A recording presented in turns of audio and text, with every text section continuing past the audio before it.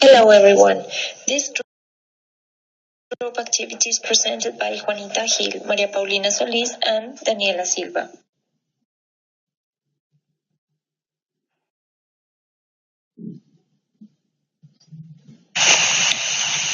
We are going to talk about chapter 2 of the book Finances in the International Markets. The chapter number 2 is about the forex market or the currency market, and we are going to talk about the fundamental concepts of this market. First, we must know what a currency is. It is a deposit in a financial institution in a currency other than its own. Currency markets is one of the most important markets because it is considered the biggest one and can include the majority of the countries around the world. It is also used often, and thanks to this market, the price or the value of each currency is created, affecting all economies. Most of the economy of the world depends on the forex market. Therefore, a lot of companies around the world will rather negotiate directly in dollars, and at the same time, clients will rather pay in dollars regardless of the country they are located at. Hi, this is Juanita, and now we're going to talk about the international monetary system.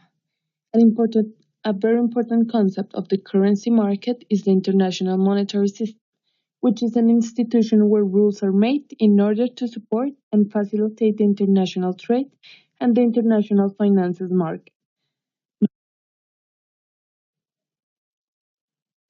This system we were just talking about has had 5 stages.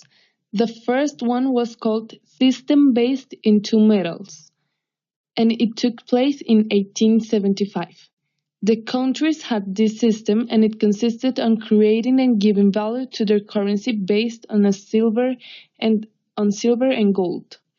To explain better, when someone wanted to make an exchange of a currency, what they would do is that they would measure how much silver or gold each currency had, and measure the difference so that they would know the price or value of each currency.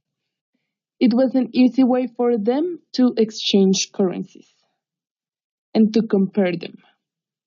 The second stage of this system is called the classic gold pattern. Most of the companies use this system between 1875 and 1914.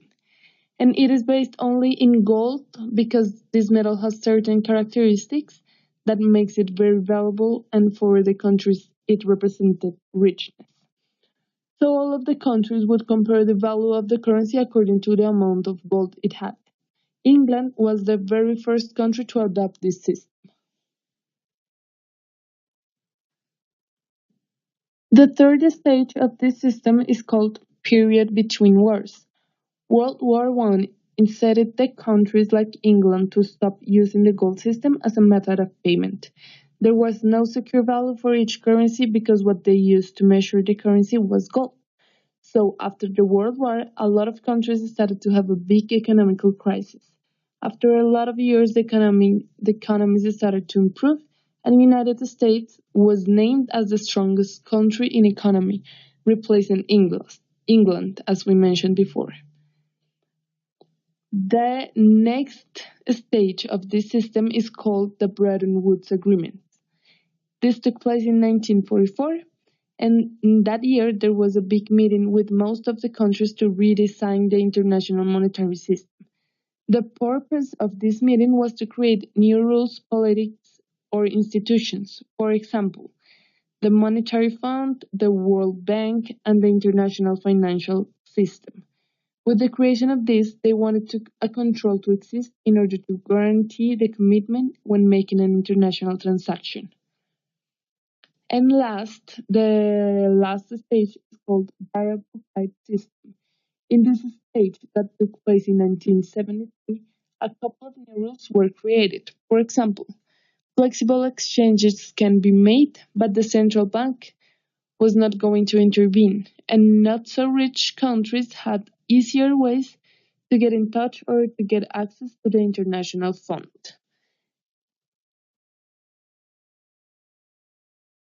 Hi, my name is Daniela Silva, and continue with the explanation. Types of market and exchange systems. First off, we are going to talk about how this currency market is conformed. In the market, the main thing to negotiate is going to be the currency. This is the only market where money is going to be exchanged for money. Normally, there are a lot of people that is going to intervene in this operation, for example, international banks, local banks, clients, and brokers. There is no need for all the countries to use the same exchange system. In fact, each country can decide the system of their preference according to what they think is better for their economy or currency. Type of exchange. In this type of market, the objective is to exchange currency for other currency. So the way to get the real price is the exchange relation between currencies. By knowing this, people can know the quantity of a currency that the market offers for a unit of another currency. There is direct or indirect type of exchange. Crossed type. This type of exchange is normally used when a not so strong currency wants to be negotiated. So for a reference, this currency, for example, Hong Kong currency is going to be negotiated with dollars, and after having that information of the value of the currency, it is going to be easier to negotiate the not so now currency.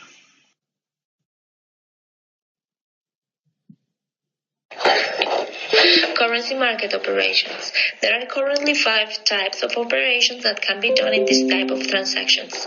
Cash transactions. The main characteristic of this operation is that there is a 48-hour limit to the payment. Term or forward operations can take between 1 to 12 months. And it can include interest. Operations with options, for example, where a currency can be negotiated either for purchase or for selling. Now we're going to see the explanations of the variations in the exchange rate. There are different type of variations. The first one is called vision of scales. Each country, to explain this variation, each country has a special product or service to offer. For example, United States can export a lot of different products to Colombia, but at the same time, USA needs products from Colombia. So Colombia is also exporting to United States, which means both countries will need both currencies always, and that is the reason why it is called after a scale. It is side and side, not only one country. The other type of variation in the exchange rate is purchasing power parity. This theory says that the products that are alike should have the same price or the same cost no matter the country. The next one is the parity of interest of rates. It says that for an investor should be the same to invest in his country than outside his country. In any ways that he does, the investor should be always making some profit out of the investment. And lastly, it is called the Fisher effect. And this is very simple because this theory is trying to make a combination of the two last theory.